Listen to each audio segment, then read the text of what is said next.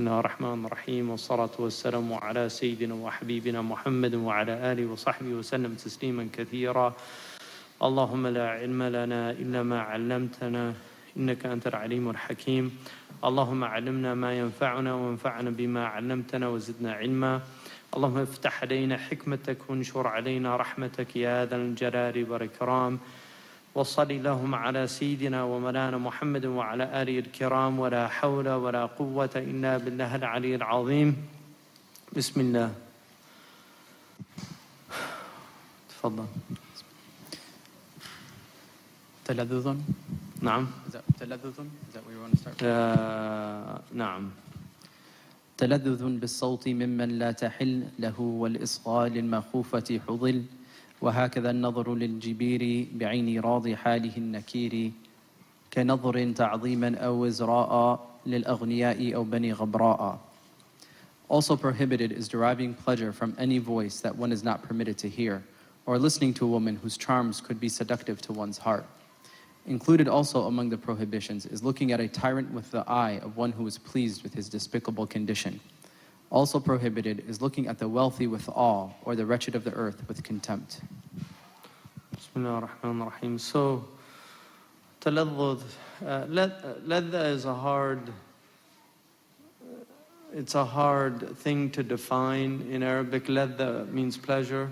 And obviously, there are a lot of different ways that we could define pleasure and what a pleasurable experience is and what it means to experience pleasure in somebody's voice. Obviously, some voices are more pleasurable than others, and some voices actually grate on one's ears. But generally, it's really talking about sexual pleasure. It's talking about the experience of arousal and something that incites amorous feelings towards another. Voices can be very seductive. Allah subhanahu wa ta'ala tells the women not to speak seductively in the Quran, to speak forcibly with men, and to keep their voices at a tone that's appropriate. Whispering is obviously an intimate way to speak, and people whisper when they're being intimate. So that's basically, it's not permissible for you to take any type of taladdud or this pleasurable experience from somebody's voice, whether it's on the telephone, whether it's, and people have to just know themselves. But obviously Islam, one of the 6 universals, or if you want to, dignity is sometimes not included in that, but one of the 6 universals is the protection of family, or nasab. And so Islam, you know, the religion itself has a lot of checks and balances to ensure that that protection won't be compromised. And the other is obviously the protection of the religion itself. And certainly there are many hadiths about the dangers of male and female loose mixing and things like that. And adab, decorum, was a very important aspect of Islamic civilization. And in many ways, modern people are they're just very crude in relation to the earlier peoples.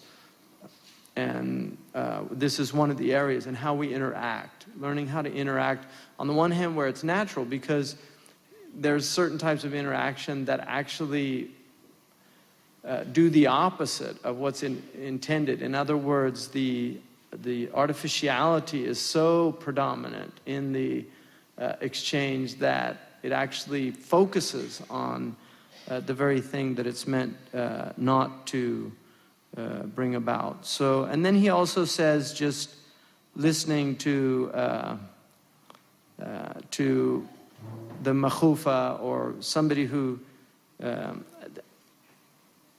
the majority of people are not stunning, or I mean, stunning faces are out there, but they're few and far between. But there are people that do have those impact on people. And usually the veil was mentioned for women that really do turn heads, so to speak. And so that's what he's really talking about.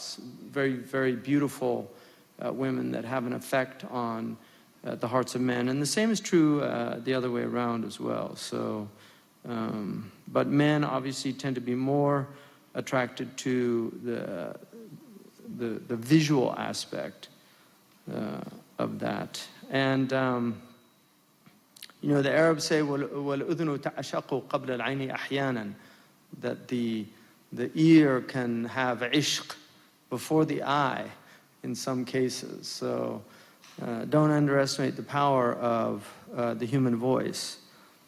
And generally, you know, in pre-Islamic cultures, the mixing was very, very limited. And women did, like women in every civilization, they go about their business. And even the Prophet ﷺ's wives, who were told to stay within their homes, were nonetheless allowed to go out for their needs.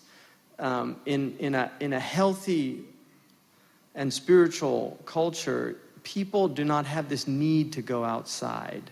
The Prophet ﷺ said, "Ni'ma sawma'atul al-bayt al-mu'min." You know, what a blessed monastery is the house of the believer. That if you're spiritually healthy, you don't need all this stimulation. But people that aren't well, that's what they need. They're going out trying to find something out there that's actually to fill a vacuum that's in here. And just like you can eat and get satiated, it's a temporary satiety, and then you're hungry again. Well, that vacuum that's a spiritual vacuum cannot be filled by other than what is permanent, and that is Allah subhanahu wa ta'ala. So whenever it tries to be filled with something that's impermanent, it always creates the desire and the yearning. It wants to go back again to, and then the stimulation threshold gets higher and higher. So that's really what he's talking about. Imam Malik radiallahu anhu in the Muwatta, he was asked about greeting even the ajnabi woman, and he said, if it's mutajalla, you know, la akrahu dharik, it doesn't bother me. If she's an older, mature woman, and the mutajalla is a woman who is what to put in Jane Austen's terms, is past her bloom. So that's, you know, the woman that is, the face has become mature. It's not the young, youthful face that is attractive to men. But Imam Abu Hanifa radiallahu anhu said, لِكُلِّ سَاقِطَ لَاقِطَ. You know, that everybody, that again, people are attracted and to different, people have different attractions. So he warned about that. But he said if it was a young woman, he said, "La uhibbu dhalika." And this is, again, the early community were very careful about saying this is halal or this is haram, because they didn't want to fall under that prohibition. The Quran, وَلَا تَقُولُوا تَصِفُ أَلْسِنَتُكُمُ الْكَذِبِ. Don't say, and your tongues are lying when they say هَذَا حَلَالٌ وَهَذَا حَرَامٌ. Don't do that. And that's why the early community did not do that. They were very, very wary of doing that. And Ibn Qayyim al-Jawziyah has a wonderful bahath in his book, A'lam al-Muwaqqi'in, called On the Impermissibility of Calling a Fatwa the Hukm of Allah. In other words, the fatwa is a legal opinion. It's not the hukm of Allah. You cannot, if it's an ijtihad issue, you cannot say that this is the hukm of Allah. And this is why the ulama differentiated traditionally between fiqh and between sharia. The sharia is Allah's way. The fiqh is the human understanding of the sharia. And so that was an important differentiation that the later ulama compromised on, holding the community together. So that was their ijtihad as well. But that early community, you will see that. They usually say, لَا يَعْجُبُنِي هَذَا أَكْرَهُ ذَلِكَ. They didn't want to say, if they didn't have a nas sarih, a clear injunction from Allah subhanahu wa ta'ala, they were very, very careful about saying this is halal or this is haram. Imam Malik was also asked about, in the Muwatta, on the section on eating, he was asked about whether or not a man could have his wife sit with his guests. And he said, as long as the decorum was observed, as long as there was adab in that majlis, then he didn't see any harm in that. But if men are going to be looking and checking out and doing those things, that's another thing. Most of the later ulama, in fact, very early on, started saying fasad al-zaman, like the time is corrupt, meaning that there's an omission there, which means the people of the time are corrupt. So fasada ahlu zaman. And because of the corruption of the people, they tended to say, no, you should have complete separation because the hearts aren't the way they were before and things like that. Again, these are ijtihadats. In the West, we're in situations that are very different from these traditional societies, and those are the things that we have to work out as a community about how we can be, again, true to the thawabit, to those things that are fixed and permanent in our religion, and also amenable to the mutaghayyarat, to those things that are temporal and change, the a'raf, the customs, the norms, the cultural aspects of a community. Tfaddal. Oh, and also looking then at the tyrant, with being pleased with a tyrant. So, unfortunately, you will see the amazing obsequiousness around tyrants. And it's very unfair to tyrants, but they cultivate it. And if they don't get that, they often are very ruthless in dealing with the people. Ibn al-Mubarak, radiallahu anhu, one of the great muhaddithin and great scholars of the early period from Khurasan, he was asked, what is tawadu'? Like, ma huwa tawadu'? And he said, at-takabburu 'inda ahl al-mal. It is to be arrogant around the people of wealth. Because everybody's humble around the people of wealth. So if you're not humble around the people of wealth, then you have the possibility for real humility. So people around rulers are even worse, because there's power and wealth. And so just to be around these people, if you go into their presence, I mean, definitely the Prophet ﷺ said, whoever enters into the presence of a sultan, there will be fitna that happens from that. It's just the nature of the thing. And then the court and the nature of a court is very, very tricky. The skullduggery around political animals, and they don't call them political animals for nothing. So you don't have best friends in politics, you have beast friends. And so if you're around those people, they will undermine you, there's a lot of si'aya, there's a lot of envy and jealousy, because they're the opposite of the people of powerlessness that are trying to purify themselves from all of these diseases of the heart. These are people that have completely capitulated to the diseases of their heart. So he's warning about being around these people and looking at them with any pleasure. And jabir it's a type of fi'il, it's a hyperbolic form for the jabbar, which is also hyperbolic as well. So it just means a tyrant, or the jabbar is يجبر الناس على ما يريد, like they impose and force people by fiat to do things that they might not want to do. And then to dislike these people is part of faith. So to dislike, to loathe the tyrant is actually part of faith. So if you have love in your heart for a tyrant, something's seriously wrong with your iman. بغضهم wajib. You cannot love the people of oppression. And now obviously there's a level, and I wrote about this in the Dua Nasiri, there is a spiritual maqam of differentiating between the bughd of the embodiment of what is sinful, and then allowing the possibility for guidance, which is loving the creation of Allah, or the essence of every human being. Because the essence of every human being is potentiality for knowledge of Allah and submission to Allah. And that differentiation is very subtle differentiation. And that was definitely, the Prophet ﷺ was in that maqam because he always wanted people's guidance. He did not want the destruction of people. In fact, Nuh alayhi salam, and this is mentioned in the commentaries, did not imprecate against his people until Allah told them that they would not believe.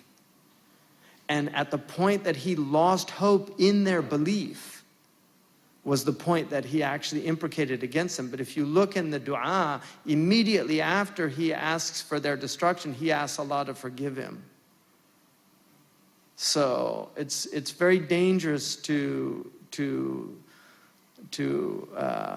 imprecate against anybody, and you have to think twice before you do that. It is permissible to make dua against the tyrants, and it's better to do that with general terms and not with specific terms. Don't use specific names and things like that. It's better like Allahumma ahmi ahad al-sham, Allahumma اجعل كيد الكائدين عليهم في نحورهم, speaking more in generals than getting into the specifics, because you don't know people's ends and you don't know what Allah wants with people. And the people of power are also in a very difficult position. It's very easy to condemn people in power, but the reality of it is, and this is something very hard for people to grapple with, the reality of the people of power, of the Ahl al-Zahir, is, according to Imam al-Tartushi, because of the mercy of God, they tend to be the least corruptible people from the people of Zahir.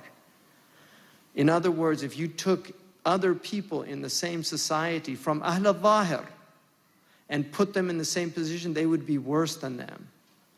And that's from the rahmah of Allah subhanahu wa ta'ala, that He tends to take the least corruptible people from the Ahl al-Zahir.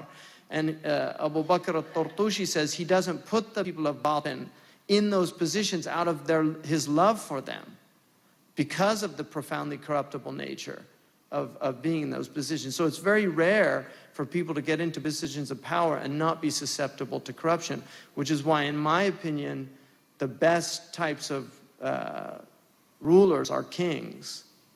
I would much rather be under a constitutional monarchy than a democracy or a tyranny. And the reason for that is that kings are the least corruptible people. They're the least susceptible to corruption. Because a king, he's either corrupt in and of himself, but you cannot corrupt a king. You can't bribe him with money. You can't bribe him with power. You can't bribe him with women. You can't bribe him with any of the susceptible things of dunya, because he has it all, and he's had it all since he was in the palace. They grow up in the palace. They grow up around every whim being answered. So if you get a righteous king, it's something amazing. But people that get into power, who are outside of power, those people are so easily corrupted by power. Just happens so quick. The Prophet ﷺ said, "Ni'mal murda' wa bi'sal Fatima." What a good wet nurse is power, and what a wretched weaner. Because once they get on the nipple of power, they just don't want to let go because of all that they can do. And just that feeling of being in that position of power. But it's a wretched wiener. Like this idiot who just got killed. I mean, now he's with his Lord, but when he sent them in apparently to the army and to Homs, he said, you can do everything but be merciful. Allahu Anam, but that's what the report was. But now these guys, the defense minister, they have to. Now they're in the graves. They're going to be answerable for everything they did. So, but that's the reality of those people, and you don't want to be around them. Ibn Umar radiallahu anhu said, if I fasted, if I stayed in prayer all night, لو قمت الليل كله وصمت النهار كله وَلَمْ أُبْغِضْ أَهْلَ الْمَعَصِيَةِ. He said, لَمْ يَنْفَعْنِي ذَلِكَ مِنْ شَيْءٍ. None of that would be a benefit. If you pray all night, fast all day, but you don't despise disobedience to Allah subhanahu wa ta'ala. And that's why when you see it, Allahumma innahu lamunkar ankarna. Like Ibn Umar said, Allahumma innahu lamunkar ankarna. Walau qadarna la ghayyarna. That's the least that you should do when you see it. Oh Allah, it's a munkar, and if I was able, I would change it. وَذَلِكَ أَضْعَفُ الْإِيمَانِ الْإِنكَارُ فِي الْقَلْبِ. Just to reject it in the heart.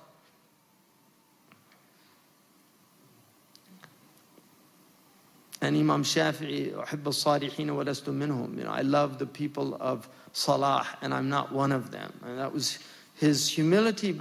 And it's not false humility, that's how he saw himself. And that's the righteous people are like that. If they see themselves as righteous, then they're in a state of kibr, because they're witnessing, they have rida bin nafs, and it's very dangerous. But that's what he said, وَأَرْجُوا أَنْ أَنَالَ بِهِمْ شَفَاعَةً وَأُبْغِضُ مَنْ بِضَاعَةُ الْمَعَاصِي وَلَوْ كُنَّا سَوَاءً فِي الْبِضَاعَةِ. And I detest the people of ma'asiyah, even if we're the same in our behavior. Like he's saying, even if our commerce, what we're selling is the same, bida'ah, even if we have the same product, which is sinfulness.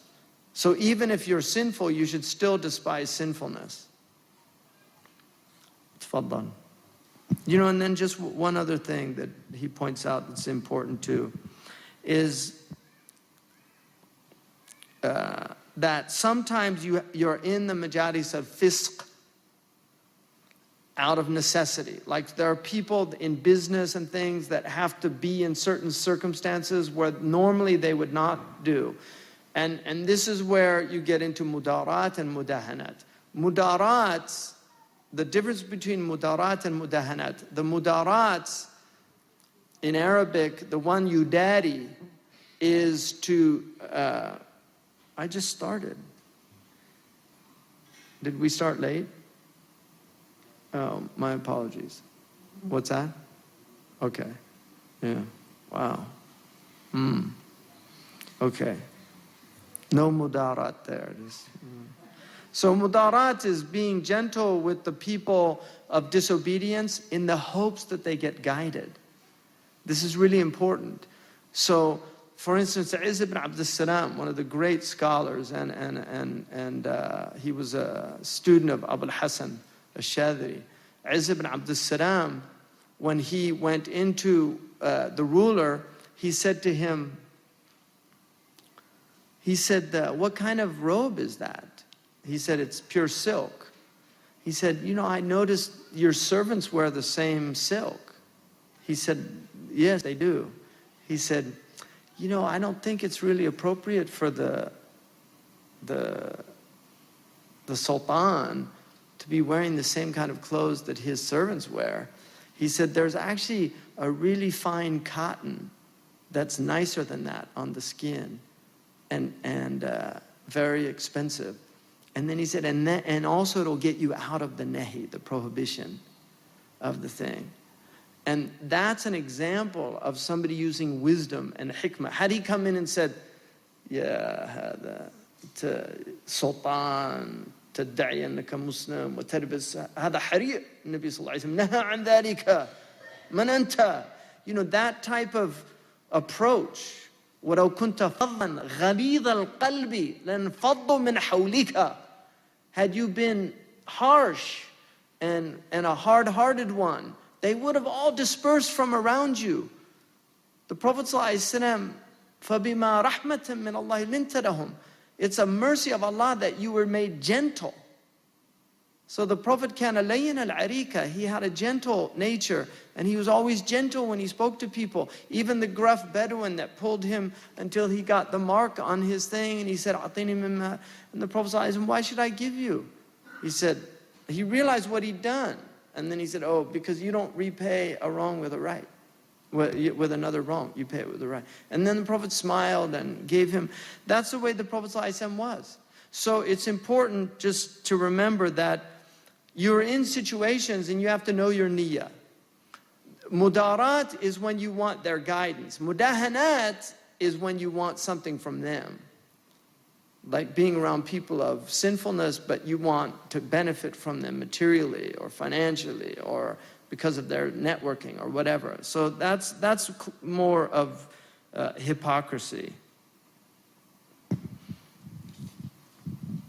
Next one.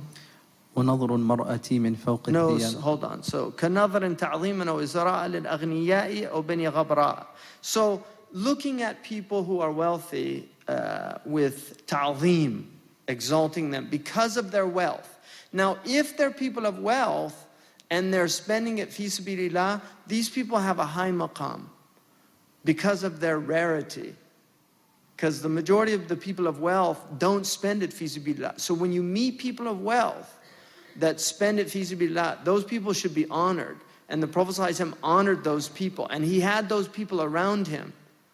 And very often, even amongst the people, the al-qawm, if the wealthy people would come in who supported the madrasa and gave infaq, they would always give them a special place. And that's not nifaq with the people of wealth. It's honoring them and recognizing that without them, we're in a place, people of wealth funded the renovation of this place. So if those people come, then the people that are running this place, they're obliged to honor them. But it's also important to remember when Umar radiallahu anhu came into the masjid and found a man just doing dhikr. And he said, Man yaqutuka, who's taking care of you? And he said, Akhi. He said, Akhuka afdalu minka. And then he left. He said, your brother is better than you. Now, Omar, this is a misunderstood tradition because people say, oh, it's like darwasha and, the man outside is better. No, he was from the people of tajreed in the masjid, from the people that were doing without. And his brother was from the people of asbab. But what Omar was saying is, don't get arrogant because you're in here doing dhikr.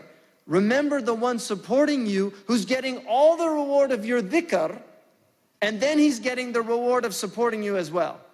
So he's better than you because he's enabling you to do this. And that's why it's very important to acknowledge those people. I was commanded to treat people according to their manazil, that we're not egalitarian in that way. We have a spiritual hierarchy we recognize, and we have a meritocracy that we recognize. People are not equal. They're equal before Allah. An-nasu sawasiya. And if you look at, actually in Arabic, sawasiya means they're all equal in their capacity to sin. But the an-nasu ka-asnan al-misht. People are like the combs of that's all true. The tongues of the comb. That's true. People are like that. But the Prophet ﷺ, the people around him, it's based on meritocracy. Not all of the Sahaba are of the same maqam. Abu Bakr is not of the same maqam as the other Sahaba. He had a higher maqam than all of them. And it wasn't for something, it was something that Allah put in his heart, as the Prophet ﷺ said. But it was also all that he was doing. Jaza'an bima kuntum ta'amalun. This is a reward for what you're due as well. So it's the effort that's put out. So people don't have the same maqams. On the other hand, you have to be very careful and not get in a deluded state. Because if you're serving, that's honor from Allah subhanahu wa ta'ala. But if you're wanting to be served, then something's wrong. So this is the trickiest business in life, is honoring people but not being hypocritical, and then also at the same time those who are people that are worthy of honor feeling in their hearts that they deserve that honor, because once they feel that they deserve it, they don't deserve it anymore. And so this is one of the hardest things in life, to get this thing right. So, and then also just looking down on poor people. This is very dangerous. One of the poets of Bani Abbas, in fact, his name was Abbas ibn al-Ahnaf. He talked about يمشي الفقير بين الناس, and he said وتغلق دونه أبوابها, and the people, they close their doors when they see him, the poor person. And he said وتراه مبغوضا وليس بمذنب ويرى العداوة لا يرى أسبابها. He sees animosity everywhere and he doesn't know why people hate him for being poor. Like he's giving a social commentary from the Abbasid period, right?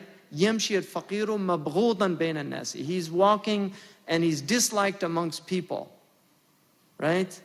And then he says حتى الكلاب إذا رأت ذا ثروة خضعت لديه وحركت أذنابها. Even the dogs, when they see somebody well dressed, they get suddenly lapping away and wagging their tails, right? وإذا مر يوما وإذا مر يوما فقيرا عابرا. If they pass by some poor person walking by, نبحت عليه وكشرت أنيابها.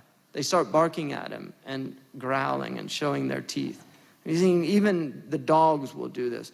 So that attitude towards poor people because of their poverty is a disease in the heart. And it's haram to do that.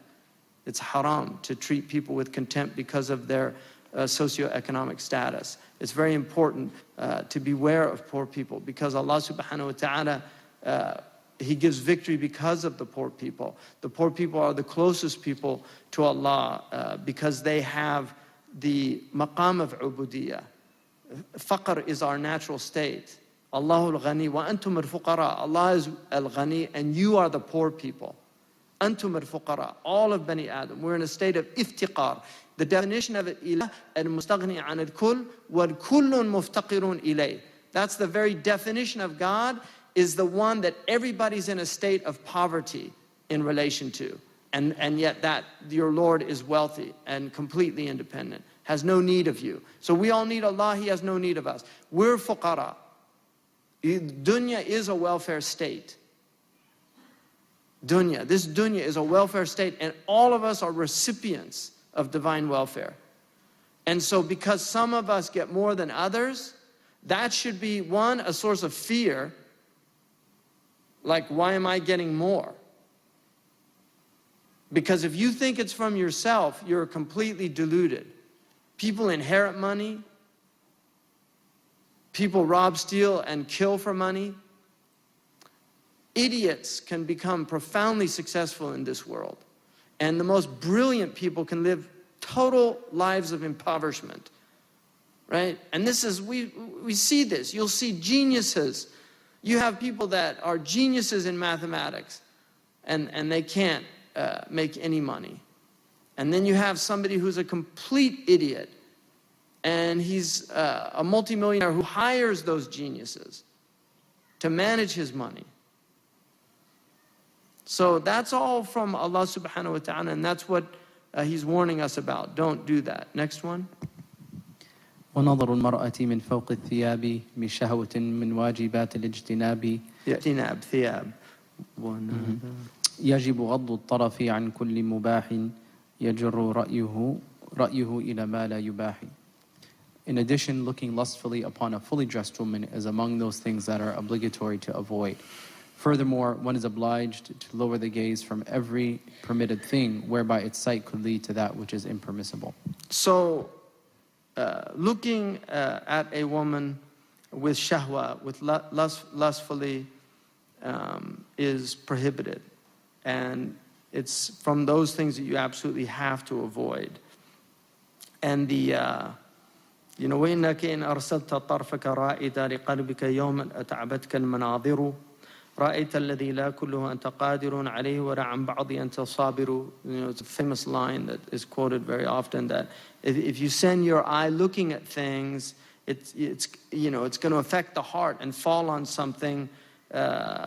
You'll get exhausted from it. In fact, just interestingly, in Chinese medicine, qi is dissipated through looking, and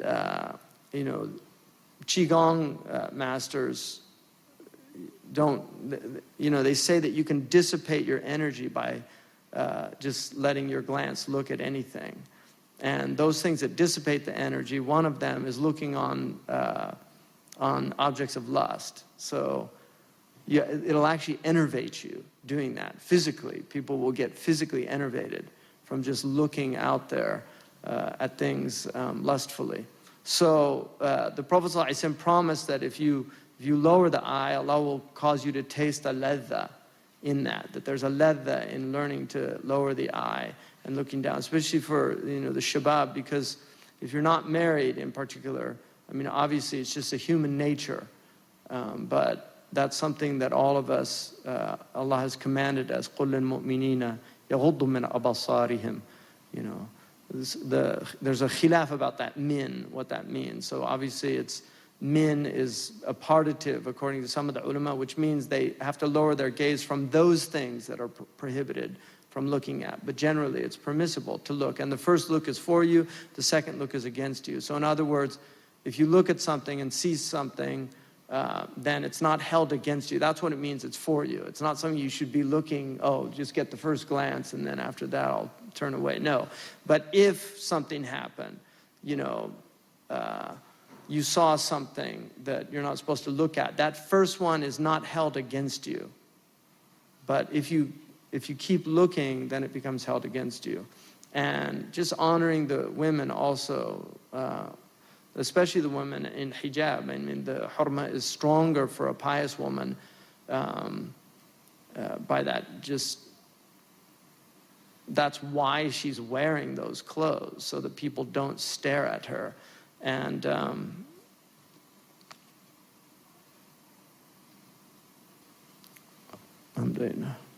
I'm fine. We're out of time. So we're going to get through this. We're almost done. So how many more do we have? Sessions. Yeah. So we'll get done. So we will finish. I shall return, inshallah. Alhamdulillah. Barakallahu fikum. Subhanaka. Allahumma bihamdika. Ashhadu an la ilaha illa anta. Astaghfiruka wa atubu ilayk. And barakallahu fiki.